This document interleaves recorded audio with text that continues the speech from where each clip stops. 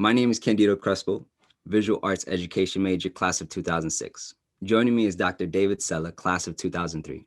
David majored in biology and minored in chemistry, and I couldn't possibly do justice to an introduction. So David, can you tell us a little bit about yourself? Absolutely. First, thank you for having me, Candido. I really appreciate this. It's a whole lot of fun to talk about where I'm coming from, where I'm going, where I'm at right now. And so I suppose the question is where I'm at right now. I'm an associate professor at University of Massachusetts. That's one of my hats, one of my roles. So I teach college students, and I teach college students various topics. In addition to that, I'm a scientist. And so actually most of my professional world and roles are doing research in the laboratory and training graduate students and postdocs and running a research lab. And so I suppose a lot of times we always default to our profession to define who we are. We are more than that, but that is what I'm doing right now. And it's a source of great joy and passion. And I have a lot of people to thank at New Paltz for helping me get to where I am right now. Okay. We'll get into each one of those details shortly. But first, we got to know, how did you end up at New Paltz? How did I end up at New Paltz? This is such a wonderful question because I've had this entire story in my mind, this narrative of how I ended up at New Paltz. I graduated in 2003, as you know, and I had to go back and revisit this as I was preparing to chat with you. And as it turns out, the narrative is pretty accurate that I was a poor high school student. I didn't do well in classes. I was taking AP classes and honors classes, but I was getting D's and F's, and I was interested in other things. I was distracted by things that I was really into, and so I took a few years off after high school. I took 3 years off after high school. I delivered pizzas for Domino's, which was a great job at the time. It was a whole lot of fun. It felt free, felt really free that I could go around and deliver pizzas. I also knew that was not going to be the forever story. That was not going to be David's story. And I knew eventually that I would find my way to college. And my dad was, I like to think of him as delusionally optimistic. He was encouraging. It was like, David's just figuring things out. He's going to make it there. And so I went around and I visited a lot of my friends in colleges, and I saw that they were having a lot of fun, and they were talking about ideas. And I was always interested in ideas. I was always interested in reading. I just was not very academically focused in high school. But then I started taking classes at New Paltz, just one here and there, and the bug bit me. And so it's I don't know if I found New Paltz or New Paltz found me. It was just this amazing place, the right time, the right person. And I have nothing but fond memories. And I'm talking to a fellow alum, and I'm not just saying that because you went to New Paltz, and right? It's just just an amazing place. And so I found myself at New Paltz, and I became quite a good student. I grew into that part of my identity, myself. And it was, I haven't looked back since. And I'm a lifelong learner, and I can thank New Paltz for that. All right. You spoke to us a little bit about what you were doing now, but you also shared a lot of passions with me. So we want to get to know, David a little bit more, right? So I want to speak specifically about positivity and practicing mindfulness. Right. Okay. Delusional optimism. That's why I labeled my dad, right? And I didn't realize that at the time, that's one of the gifts he gave me. Like, he would always drive around the parking lot, and it would drive my mom crazy. He'd be like, we just need to get lucky. We just need to get lucky. And I watched him, and I was thinking along with my mom, just like, come on, man, just like park far away from here. We're going to walk. But was a lesson that stuck with me some way, shape, or form. You and I had a chance or discuss a couple of ideas about mentorship, and I think we might talk about mentorship at one point in time. Yep. I've had tremendous mentors since, always taking a look at the bright side. Okay, so I'm a scientist, so my experiment doesn't work in a laboratory. Okay, what can we learn from this? Oh, it didn't work. Oh, actually, that's more interesting than what we thought was going to happen, too. And so there's always that silver lining. It sounds like a bumper sticker sort of slogan, something you see in Instagram or something corny, but it's really true. You can always find the bright side in everything. And it's a practice and it's something that comes intuitive. And I don't think it's any special skill that I have, but it is something that I do bring to the table. People have reflected that back to me. Practicing mindfulness is something that I think we're exposed to many avenues and many forums where one talks about the benefits of mindful practice, mindful meditation, maybe even Buddhist practice, and so forth. And it's something that I learned about intellectually maybe 10 years ago, but I didn't really practice. I was like, oh, that sounds great. Okay, that sounds really, really fantastic. But it's really about being aware and in the moment and not really concerning one's mind with what happened previously and what's about to happen, because our minds are amazing time travelers. We always go back, like, what could we have done better? I could have said that better. I could be better in this podcast interview, right? Or I could go into the future going like, what opportunities am I missing out on because I'm doing whatever I'm doing right now in this moment and missing out on the here and now. And so for me, being content in the moment really starts with being mindfully aware what's going on. And there's a lot of resources that I'm sure that you're aware of, and other of our listeners, of course, are aware of out there on the internet and other arenas. Okay. I'm going to continue to pick at those passions through our conversation. Um, so in 2003, did you imagine that you would be doing what you're doing right now? Oh, okay. So in 2003, I was graduating and I was on the move to California. I already had my graduate school picked out, University of California, Davis. I was super excited to go there to study. It was the wine school. I put in my graduate school application. It's fun to think about my previous self, the Harvard of wine or something like that, which makes me chuckle because now I'm on the other end of those graduate school applications. Just like that's really grade A stuff, dude. But but at the end of the day, I could not imagine that I am, and I haven't had a chance to mention this, I'm a human milk scientist. I study breast milk. So my 18-year-old self that was not doing so well in high school and delivering pizzas when I was 18, 19, 20, if I could go back in time and say, hey, you're going to be studying breast milk as an adult, and you're going to be learning a lot about this, and you're going to be training students in this, and you're going to be publishing papers, you're going to be talking about this, I'd be like, what are you talking about? And then the same thing on graduation day at New Paltz. Fantastic day. I still remember it. My wife was a biology major at the same time as well. So our families were there. It was the second time, or no, it was the first time they ever met. There was a lot going on there. And so there was this enthusiasm, this excitement of all possibilities. There really was, if I'm going back in time and thinking about this, of course, I said we're fantastic time travelers. But I could not detail the exact path, of course, that I'm here right now speaking with you. And if I really take account of what's happened, man, am I lucky? Am I grateful for all the gifts that I've had and then I've been open to receiving as well. From my scientific career, from my teaching career, from opportunities to chat with folks like you who are making a difference, and New Paltz in general, to even think about wanting to hear words that come out of my mouth. So I did not know that this was to come, but I am so grateful for it. You said that your wife was a biology major. You can't hold back a love story from us romantics, so you have to tell us, share that story. Absolutely. I mean, I'll give you the Reader's Digest. We met through mutual friends, and she was waiting tables at the river station in Poughkeepsie. She grew up in a place called Fishkill. And of course, a lot of people who are going to be listening to this know where Fishkill is. I'm saying this as the person who lives in Western Massachusetts, who might have to explain that on this. We met as through mutual friends. We started becoming friends. And maybe we started going to happy hour at P&G's and, Maybe. maybe, and having a good time. And maybe we were drinking buddies. And then, things happen and humans get together and decide like, you're okay and you're okay. And, here we are. That's great. That's so great. Okay.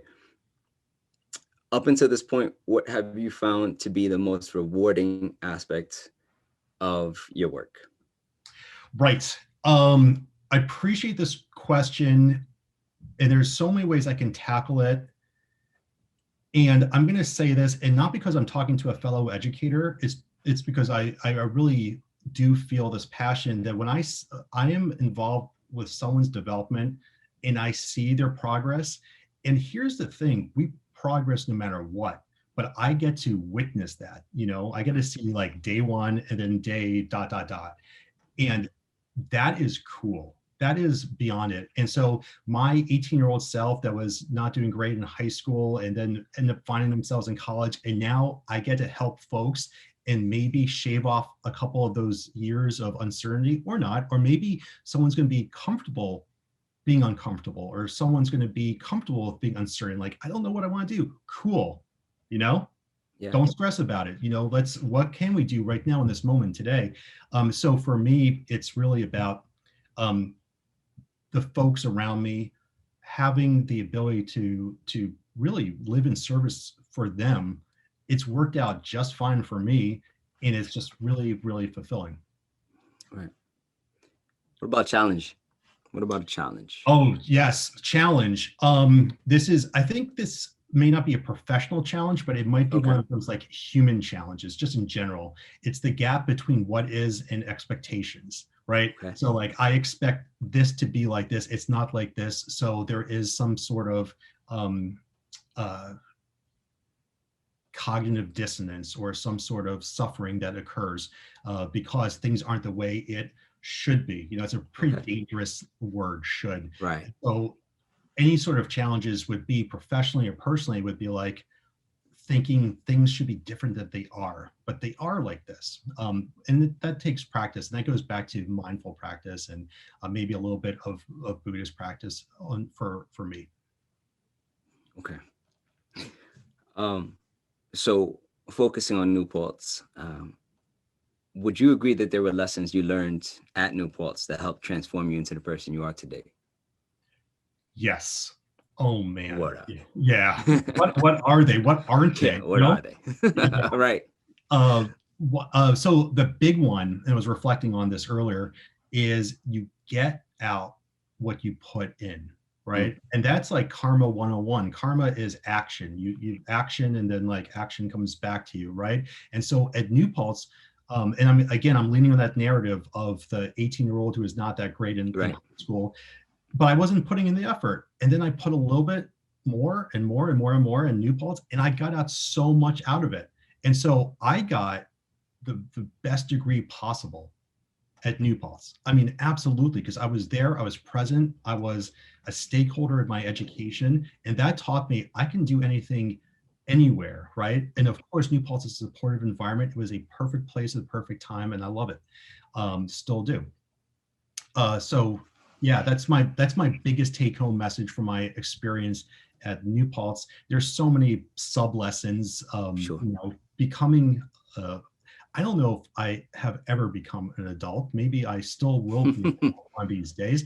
But there was certainly a process of maturation that occurred at New Paltz that there was I'm never going to be the before New Paltz David, Yeah.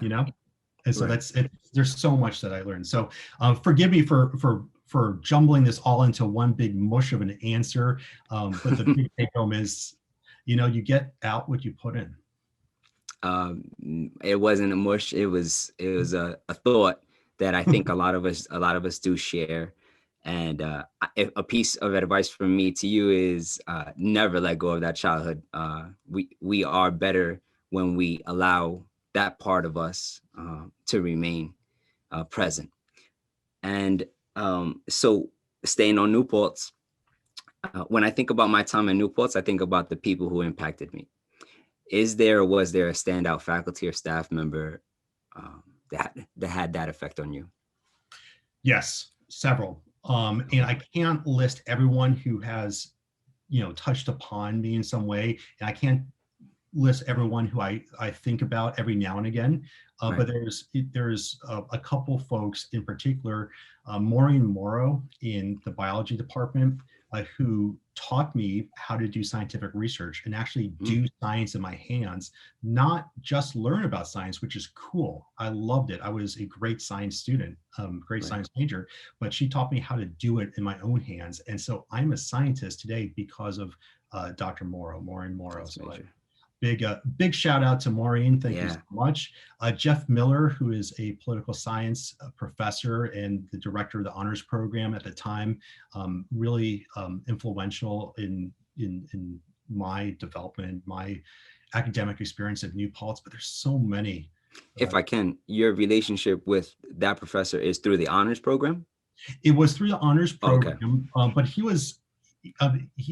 was someone that was very approachable and could talk about other topics that weren't Okay. necessarily, biology related. Right. And it was just very student focused. And my guess, Candido, that you had the same experience. You had a lot of student focused faculty, right? Well, I was an art education major, but I spent majority of my time in both the women's studies department and the black studies department. Just sitting in those professors' offices and just receiving, right? Because at that time, I still felt like a kid at that point, because I was in a new environment and I was just ready to receive information. And so I would just sit there and just listen, take the books that they would provide me with. And so, yes, the answer to that question is absolutely at New Paltz. Absolutely. Oh yeah. So like it sounds like you had a very similar experience to me, that like you were there, you were ready to receive, and you were there for it, you got out Yeah. what you put in. Yeah, absolutely. I don't I had my mindset on this profession of going in to study art education so that I can be an art teacher, and I've been able to do so. So that part wasn't what I needed direction with, but it was the becoming a man, becoming an adult, becoming somebody who can think for himself. That's what I needed that assistance with, and that's what I received there. That's awesome. Oh, Tom Olson in English. I just remember Tom Olson in English department. He was a great advisor. He taught an honors program, a course that I really was really compelling. Um, I just wanted to toss that out there. Yeah, So much, sure. No, so much absolutely. faculty, and if you could keep me going on this path, if there's any faculty that had me in their class or interact with me, I remember you. I think about you quite often. Thank you so much for everything that you have done before, while I was there, and after. That's incredible. I have a question. Are you the type of person who believes in the journey or the end goal? Journey, 100%. All right. I had a feeling, but I thought I'd just ask anyways. How about you? How about I turn the tables on you? What you got? I think at one time I thought it was an end. I thought it was the end goal. I thought we just work hard to receive that, to accomplish that goal. But I think that becoming a like full-time teacher, a career person at the age of 22, I think that immediately became reevaluated, where I had to start thinking like, oh wait, this if I accomplish my goal at 22, then we have a problem because I have a long life ahead of me. So I think it was at that moment that I realized that the journey was more important. That becoming the professional was just going to be something along my path. So yeah, so journey because I'm still on it. Absolutely. My father-in-law taught me that while I was in New Paltz. He said it's Okay. all about the journey. It's all about the journey. And I knew that intellectually it made sense to me. And it's like, make sure you smell the flowers, of course. And that's Right. that's that's really sage advice. But then Sure. then at one point in time, it occurred to me that that's all we have. It's one big process. It's one big journey. We're never going to get there because we're already there. And if we're waiting to get there, then we're missing out on the here and now. Yeah. Absolutely. I'm a firm believer of the role of mentorship in our lives. What advice would you give to our viewers and listeners who are interested in your field? Right. Okay. So first of all, if you happen to be a student at New Paltz and you're interested in biology or dare I say human milk science, nutrition, and so forth, reach out to me. You can Google me, and you can find my email address. I'd love to chat with you and make some time, see if I can help out in any way I can. I mean, that goes for any student. Um, but in terms of mentorship, there's two things, I suppose. One is there's mentors and there's role models. Take a look Hmm. at people out there that could be role models. You don't even have to know them very well, but you can see exactly what they're doing. And I have some near peer role models that I embarrass them by, like, I kind of look up to you, even though we are Hmm. like at the same level. But I look at this, what you got going on, and I'm emulating this because that is a great role that I can see myself in, and I'd like to do that. And in terms of mentorship, um, I believe very strongly in that because I've had fantastic mentors over the course of my life, and including in graduate school and as an undergraduate. And I give back through my mentorship as well. And so I think for folks looking for mentorship in whatever one is trying to accomplish or experience they're trying to have there, is put yourself out there and just be like, hey, can you help me with this? And there's a Sure. very good chance that I could help you with it, or I know someone who could help you with this, right? And Right. you know, I think you know how it goes. Yeah. What is Sela Lab? What is Sela Lab? That is the name of our laboratory. It is we study human milk. That is our primary goal or primary research interest. And the way that human milk not only feeds the baby, nourishes the baby, but the microbes that live inside the baby. So, like Right. probiotics and beneficial microbes, the microbiome, those are things that we study and how breast milk influences those beneficial bugs inside the baby.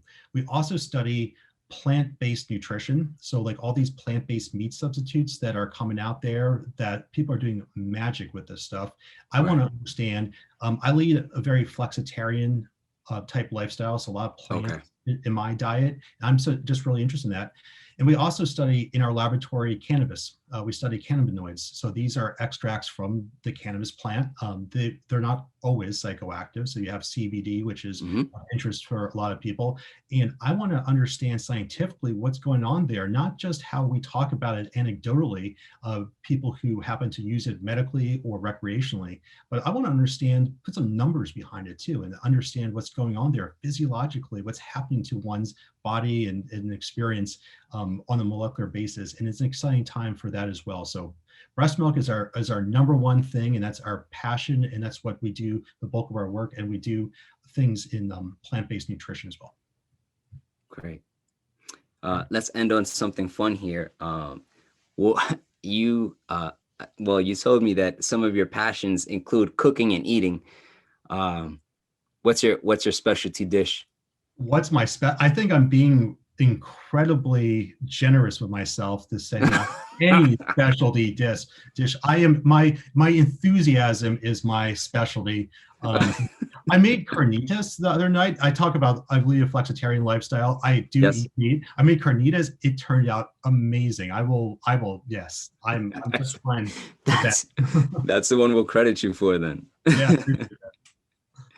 uh, David, thank you for sharing your story with us, taking the time to reminisce and exemplifying what it's like to soar higher. Oh, that's awesome. Thank you so much, Candido. This was a lot of fun. I appreciate it.